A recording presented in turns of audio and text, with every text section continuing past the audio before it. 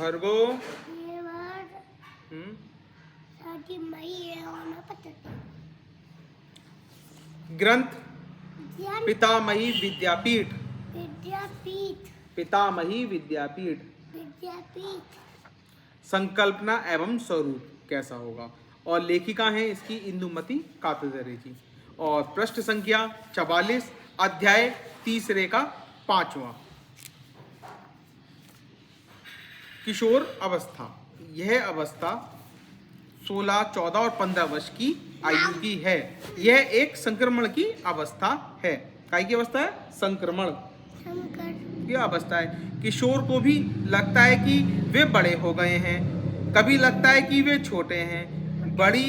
बड़ों की भी ऐसी स्थिति होती, कभी तो उन्हें लगता है कि बच्चे अब बड़े हुए हैं और कभी लगता है कि वे अभी छोटे हैं। दोनों को यही लगता है और जब एक दूसरे में से मेल नहीं खाता तब संघर्ष की स्थिति का निर्माण होता है। इस स्थिति को बड़ों ने ही समझने की आवश्यकता है। इसलिए इस अवस्था हेतु निर्मित पाठ्यक्रम प्रथम तो बड़ों के लिए है। कम से कम यह उनके द्वारा संचालित होना चाहिए। यदि आज ऐसी स्थिति नहीं है तो वह कितनी शीघ्र आ जाएगी और कैसे आएगी उसका विचार करना चाहिए, योजना करनी चाहिए। इस अवस्था का पाठ्यक्रम क्रियात्मक, प्रेरणात्मक और विचारात्मक होना चाहिए। क्रियात्मक में भी प्रयोगात्मक अधिक होना चाहिए। अनुमान, आकलन और निर्णय करने की दिशा में वे प्रगति कर सकें, सक्षम बन सकें, इस प्रकार का होना चाहिए। अपने आसपास के जगत के व्यवहारों की समझ प्राप्त कर सकें, ऐसा होना चाहिए। प्रश्नों, संकटों और समस्याओं को ढूंढना होता है, सामना भी करना होता है, इसका अनुभव कराने वाला होना चाहिए। सादगी, संतोष, परिश्रम, सेवा, श्रद्धा, विनय, अनुशासन आदि का महत्व इनकी समझ में आना चाहिए। सर्व शक्तियों की परीक्षा हो जानी चाहिए। साहस, निर्भयता, वीरता, सहनशीलता आदि गुणों का विकास होना चाहिए। पाठ्यक्रम में इस प्रकार के क्रियाकलापों का समावेश हो जिसमें इन सब के लिए अवसर हो। साथ ही कला, रसिकता और परिकृष्ट मनोरंजन की भी शिक्षा होनी चाहिए। सही से बैठ जाओ इधर, तो चुप रहो बिल्कुल। पाठ्यक्रम पहला, आओ ऊपर आओ। संस्कृति, विकृति, प्रकृति। संस्कृति, विकृति, प्रकृति। संस्कृति और सभ्यता का अंतर, सौंदर्य, शिष्टता और छिछलापन, ये होना चाहिए पहले में। दूसरा, सज्जन और दुर्जन के मनोभाव और व्यवहार। तीसरा, क्रियात्मक मनोरंजन, संगीत, नृत्य, नाट्य और खेल। चौथा, व्यायामशाला, योग केंद्र और खेल के मैदानों में नित्य जाना। पांचवा, सेवा, सत्संग और स्वाध्याय को दैनंदिन व्यवहार में लाना।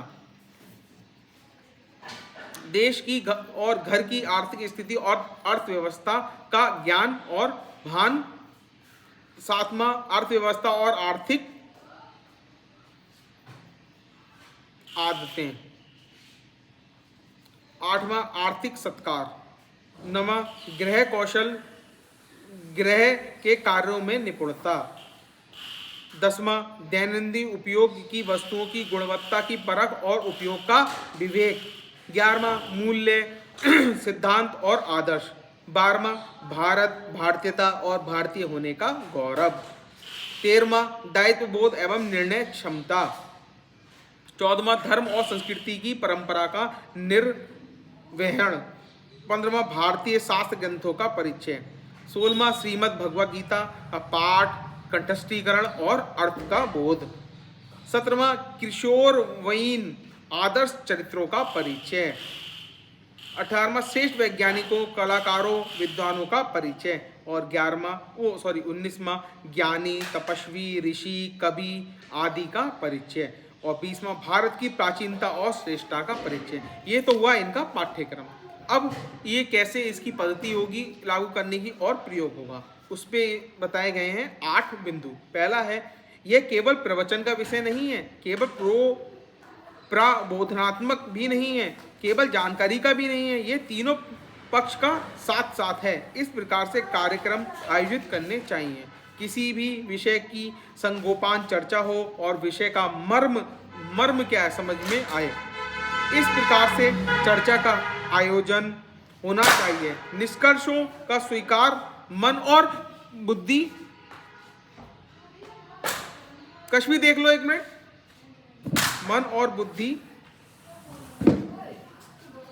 से हो सके और व्यवहार में प्रतिबिंब हो सके, इतनी परिमाणिक चर्चा होनी चाहिए।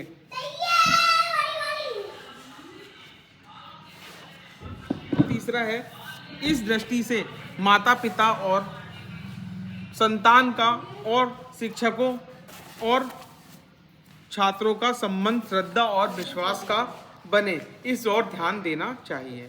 व्यायाम, श्रम, योगाभ्यास, संगीत साधना और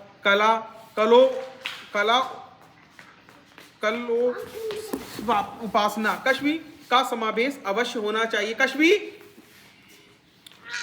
शिविरों, कार्यशालाओं और गोष्ठियों का आयोजन कर प्रथम सहभागिता और बाद में दायित्व देना चाहिए। निर्णय लेने के अवसर निर्माण करना चाहिए। साथ साथ काम करने में सर्वसम्मति से निर्णय लेने के सरोकार बनने के अवसर निर्माण करना चाहिए। यश भी सामूहिक बनाने चाहिए।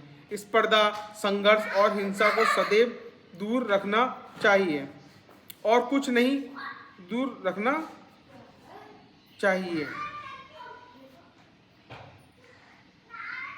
उसी प्रकार दंड, पुरस्कार, शर्त आदि को भी दूर रखना चाहिए और कुछ नहीं मिलता है तो कुछ नहीं करना, ऐसी वृत्ति को पनपने नहीं देना चाहिए और यदि पनपती है तो सावधानी पूर्वक दूर करना चाहिए। परस्परावलंबन, स्वावलंबन और परावलंबन का अंतर समझकर संपूर्ण सृष्टि में परस्परावलंबन सर्वत्र दिखाई देता है, इस बात की समझ स्पष्ट बने। इस दृष्टि से प्रयोग, प्रकल्प, प्रदर्शनी, चर्चा और प्रवचन का आयोजन करना चाहिए। अध्याय 3 का 5वां समाप्त। इति शुभम।